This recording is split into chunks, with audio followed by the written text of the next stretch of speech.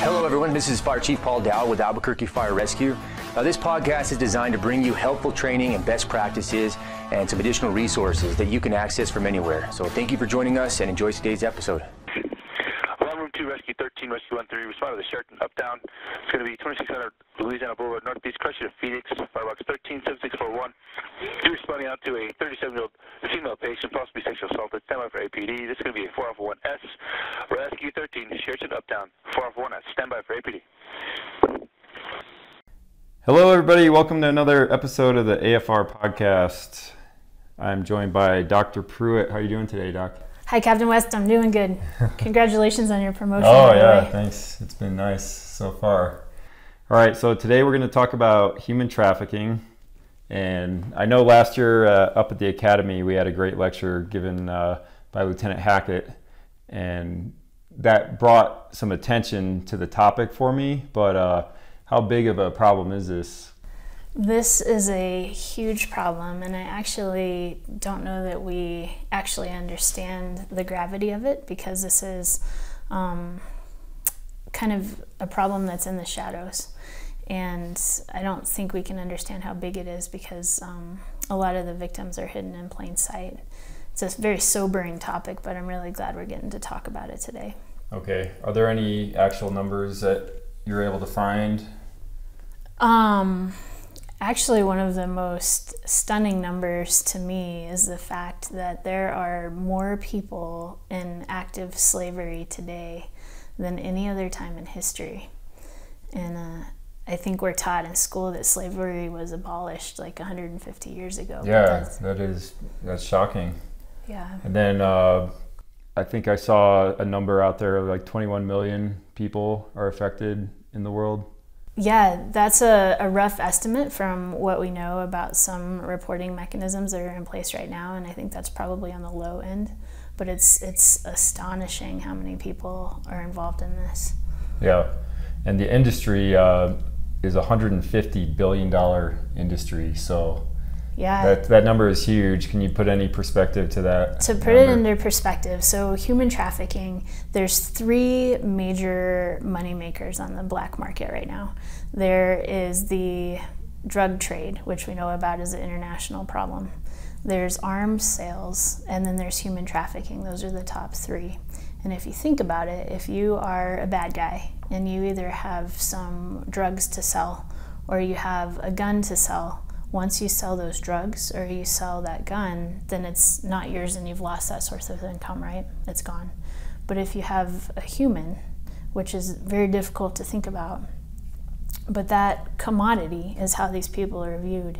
You can sell that person again and again and again.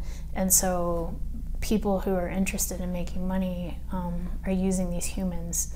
And it's easy to throw out billions of dollars, right? But if you put this in perspective, if you say $150 billion, which again, we're estimating, right? We don't know for sure, but that would be equivalent to the annual products of Exxon, Apple, Samsung, Walmart, and Toyota all put together. All combined? All combined is $150 billion. That's crazy. Okay, so again, that I think it's pretty shocking to hear. One of the questions I have is the definition maybe a little bit looser of slavery. When we're talking about modern slavery, is it different? I know most of us growing up in the U.S., we can picture, when African Americans were enslaved and in shackles, being forced to work in the fields, with violence or being whipped, different things like that. Is there maybe a different definition of slavery now? Yeah, so that slavery was kind of out in the open, right, because it was socially acceptable. These days, this type of slavery with human trafficking, it's kind of hidden in plain sight. So these victims, they still get abused, they still get beat, but they're not as easily identifiable because they're not necessarily wearing physical chains. It's more psychological and emotional chains that are keeping them in this lifestyle. And what are the two major forms of human trafficking? Great question. So there's two major forms, you're absolutely right. The first and most prevalent, I think, in our community is sex trafficking, people who are in the sex trafficking industry. But also an easy one to forget about or that gets overlooked is labor trafficking as well. People are used to perform different menial tasks, and money can be made off of them as well. Okay. Now, again, it's different day and age. It's not socially acceptable, like you said, so it seems like a little bit different way to get in and become a victim. What are the vulnerable populations going to look like? Who can get stuck in this lifestyle? Yeah, so this was stunning to me as I started to do research into this area, and I actually have talked to one of the APD detectives on the Vice unit who gave me some local insights as well. But unfortunately and terrifyingly is that the average age for recruitment into this industry, specifically the sex trafficking industry, is age 12 to 14. It's an incredibly vulnerable age. And the most common ways that these kids are recruited into this lifestyle, number one, is absolutely online, through chat rooms or websites, social media, where they can meet people online and not necessarily see them, and be kind of charmed into believing different lies. Yeah, I was gonna say, how does that work? They just say like, hey, come and work for me, or how do you think the recruitment process works? So the recruiting, it's actually kind of evil genius. These recruiters and traffickers are incredibly manipulative and coercive in the way that they talk to these children. And they know, I mean, this is a business for them. So they see the children as commodities, and so they know where to find them, they know how to find them, and they know what they're looking for. So a lot of the frequent recruitment tactics will be the things that everybody wants. So true love, a better life, more money, maybe fame and fortune in a different setting. So they're looking for kids who are looking to get out of their current circumstances. And they don't just find them online all the time. They go to the skate parks or the malls or wherever kids might be hanging out outside of the home and not on the computer. They are very good at spotting very vulnerable youth. Yeah, I remember from our lecture last year, one of the techniques was, you know, almost kind of, charming them, like you said, like they're going to be in a relationship, and then they go and buy these kids all these things that they're not used to having, and then they just run up this huge bill on what they bought them, and then now all of a sudden they turn it on them and say, well, no, now you owe me all this money. And so the victim actually feels, oh yeah, well, I guess I do owe you all this money because you bought me so much. And they were describing in that lecture last year that that's one of the ways to get it started. Yeah, the psychological levels of manipulation are pretty crazy, but true love and kind of a better life are one of the major hooks that they do, and the victims start to feel indebted to the traffickers, and then it gets harder and more difficult to get out of that lifestyle. All right, so we talked about the two types. So there's going to be the sex trade and also labor trafficking. Is labor trafficking common in Albuquerque? Labor trafficking, probably not as much. Types of labor trafficking, you tend to see it a little bit more overseas, and this tends to be a little bit more with the immigrant population, specifically like victims coming from maybe Southeast Asia or Asia into the Middle East or other areas where they can either work in the agricultural industry or the oil industry, kind of menial labor type jobs where there's a lot of labor needed. And I've heard some of the ways they get tricked into it, or they get promised things. Say somebody from the Philippines gets promised a lot of money that they can go, say, to the Middle East and make a lot of money for their family, and then now when they actually travel there and make that move, they take their passport away, and then the terms are way worse than they thought. They're in bad conditions, not making very much money, and it takes them, 4 or 5 years of work just to be able to return back home to their family. Yeah, if they even get to return back home. And the whole time when they're living in these terrible conditions, maybe nowhere to sleep, nothing to eat, working for 16, 20 hours a day. The traffickers are threatening their families back home too. So not only are they not making the money they're promised or living the better life that they were promised, but they also feel that they can't leave because there's threats. And that kind of leads to the legal definition of trafficking, which is people that are held by either force or fraud or coercion to do things, whether that's sex acts or types of work that they aren't necessarily doing of their own volition. Okay.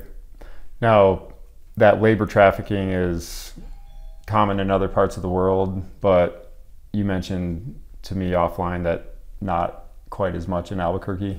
It's not as common as sex trafficking, but I think it definitely happens in our area. Probably more of the agricultural areas where you would expect maybe some farm workers or things like that. I honestly don't have any local statistics on it. I have seen some instances where, again, youth are trafficked and they might be the door-to-door, like magazine salesman or the encyclopedia salesman. And another common area in the US where this happens is in like the custodial industry, so maybe cleaning ladies at hotels or some type of janitorial services in big factories would be a place where you could consider some forced labor. Okay, you said a lot of times kids are the ones who are recruited.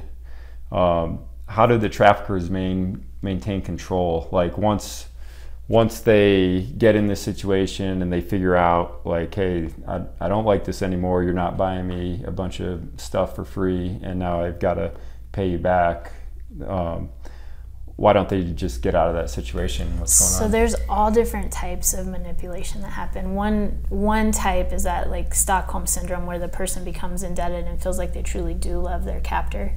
But there's other ways to keep people indebted as well. So there's drugs is a very common one. There is also threats, like say there's some cultural or language barriers. Say that the person is an immigrant, they just don't know where to go. They constantly are moving from city to city. Some reports say every 4 to 6 weeks these victims are in another city, so they can't establish any friendships or contacts or even get on the radar of local law enforcement. So they feel that there's nowhere to go and no one to help them. And then the captor can hold over them as well what they've been doing and say, well, look, you're addicted to drugs, you've been doing this and this and this, which are illegal. You can't go to the cops because you'll get even in more trouble with them. And so they feel helpless and hopeless and indebted. And that's not even talking about like the drug addiction component of this too. That's very common as well. Yeah, I remember probably one of the worst stories I ever heard was in our refresher last year. They brought up a story about a 16-year-old girl was working at Taco Bell, and this guy was, trying to hit on her and like he's asking her out on a date. She said no a few times and finally was like, okay, sure, I'll go out with you. And she showed up to his house and he just like immediately knocked her unconscious, put her in a dog kennel, and then injected her with heroin. And now like he got her addicted to heroin, living in a dog kennel, and so now she's dependent on that heroin, and she's an addict, and now she's willing to do pretty much whatever he asks. I mean, it's just the worst story I've ever heard, probably. Yeah, it's terrible and just unfathomable, some of the things and the ways that these people are treated. But that's unfortunately not that uncommon of a story, where the drug addiction and the imprisonment, it really does happen.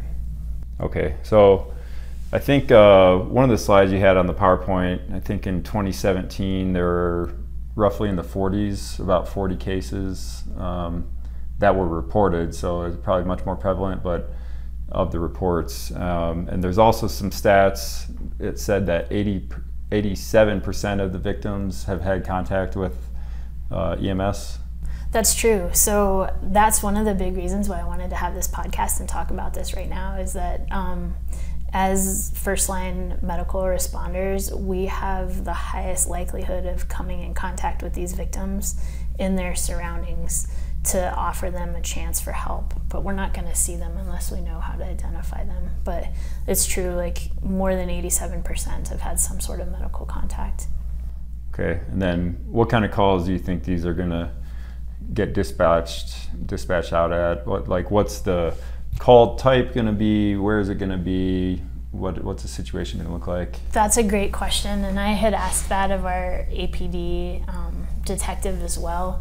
I think number one is just having a heightened sense of suspicion when you're going into maybe a hotel room or a call that just doesn't totally make sense. And I think actually after talking to him, a lot of these calls are going to end up being BLS calls. So I think it's especially important for our BLS providers to kind of think about what these victims might look like and start to identify them. Some common issues with people that are being trafficked are that their traffickers are physically abusive. And so a lot of times if there's a third-party witness to maybe an assault going on between the trafficker and his victim, a third party will call 911, as they should, to call for help. And then frequently we'll get there, so these will be our 4 Bravos, where a man is beating up a woman, typically. And then we get there, and it might be a little bit of a weird situation where the man is overly controlling, answering all the questions. The female seems disoriented, doesn't know where she is, doesn't know what's happening, but is adamant that she doesn't want medical care and wants to refuse. Yeah, and then, when we get into the refusal criteria, right? So sometimes we might be able to force them into the hospital if they're disoriented, or maybe. That's where this kind of gets frustrating, because as you start to recognize the indicators, we're gonna be more in tune to it and start to recognize it more and more. But frequently we can't help these victims unless they want help. So if they meet the criteria for a refusal, the most we can do is offer them some resources, maybe in a safe environment away from their attacker. And these patients, they're not always going to be 4 Bravos. There's other ways that they might come in contact with the EMS system too. Frequently gynecological complaints, so either pelvic trauma or vaginal bleeding, or maybe miscarriages, I think would be another fairly common reason to call 911 for these victims.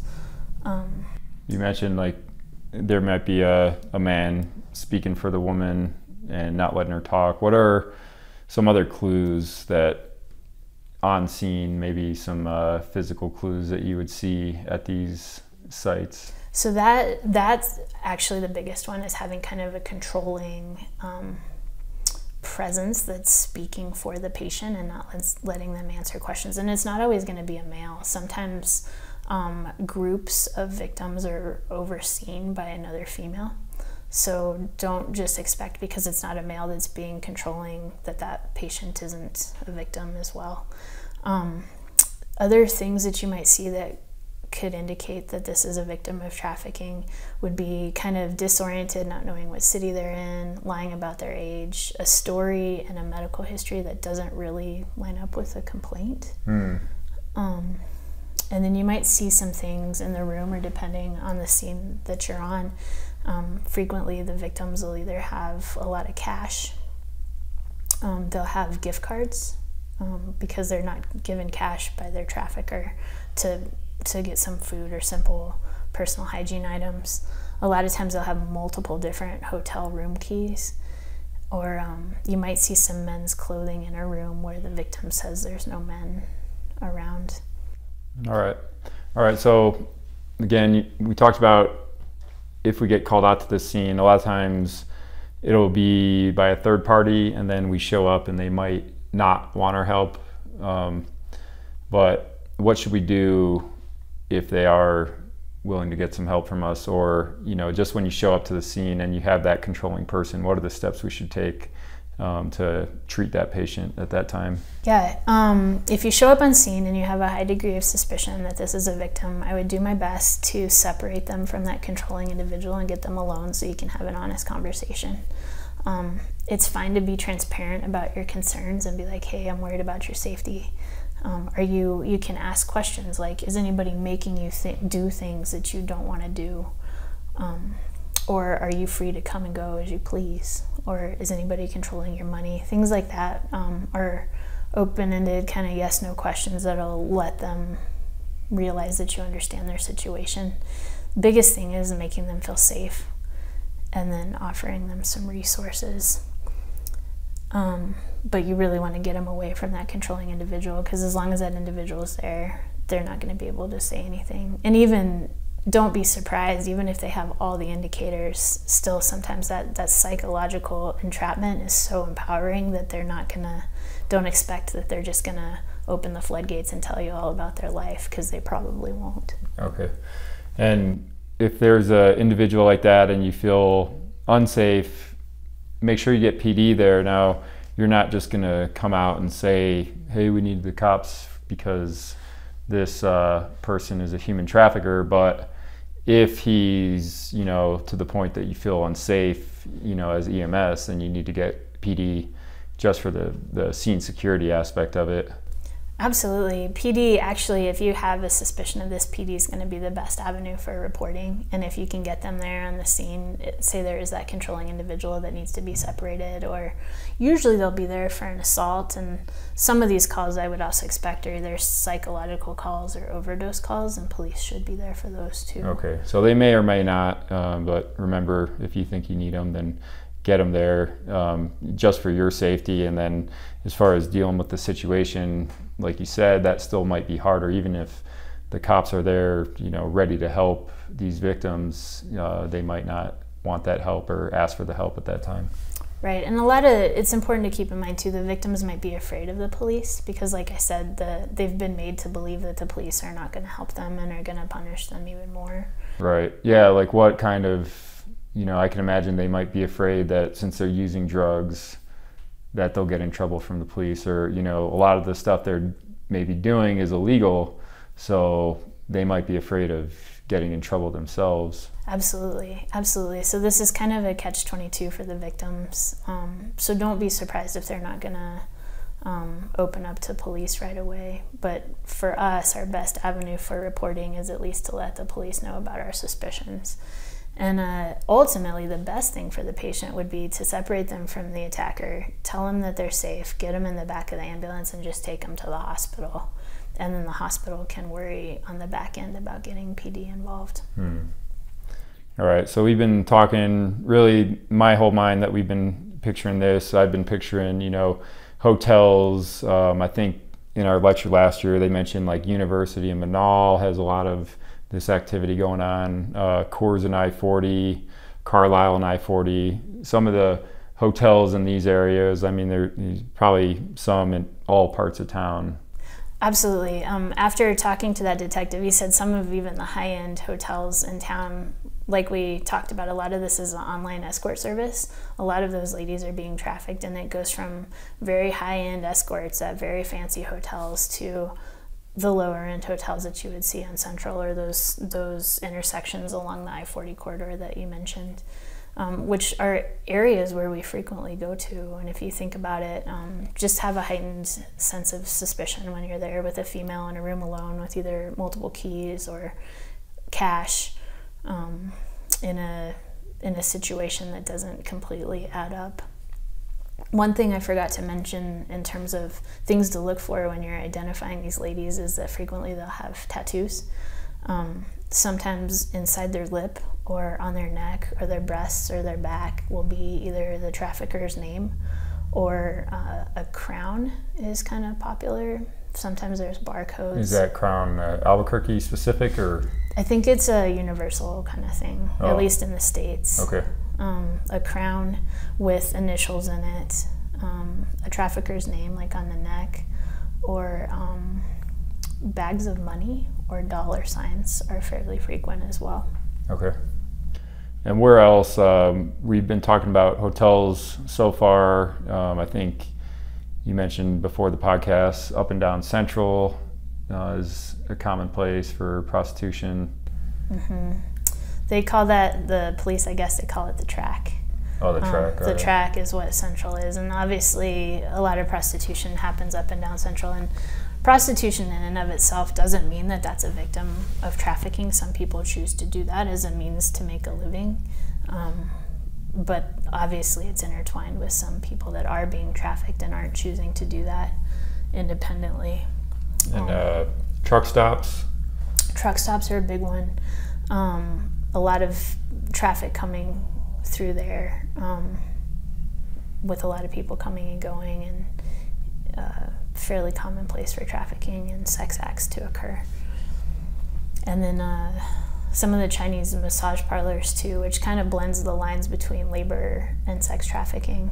Things to look for when they're fairly common around here, but things to look for there would be no unlocked entrance, having to buzz to enter, or ladies that don't speak English or appear to be living in those conditions. And yeah, those are probably the big things for the massage parlors. But I think those are probably already on the police radar. Okay. And then another big thing with trafficking is when large events come to town. As I mentioned before, these girls are fairly mobile. There's a whole, they call it the circuit, but the traffickers tend to move their victims every 4 to 6 weeks. And here in the Southwest, they tend to rotate between Denver, Las Vegas, Phoenix, Albuquerque, some Texas, maybe Oklahoma, kind of in a circle around the Southwest. And they tend to bring more into town when there's large events. So our two biggest events where trafficking really picks up are the State Fair and the Gathering of Nations. Okay.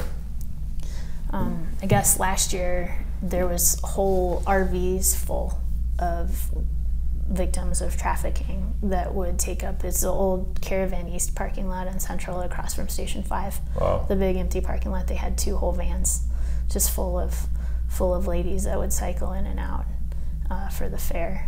And the police know about it, but it's very important for us because just as police volume is going to pick up for the State Fair, our EMS volume is going to pick up as well. And that's why this podcast is so timely, is because our biggest statewide event, we need to have a heightened degree of suspicion. Yeah.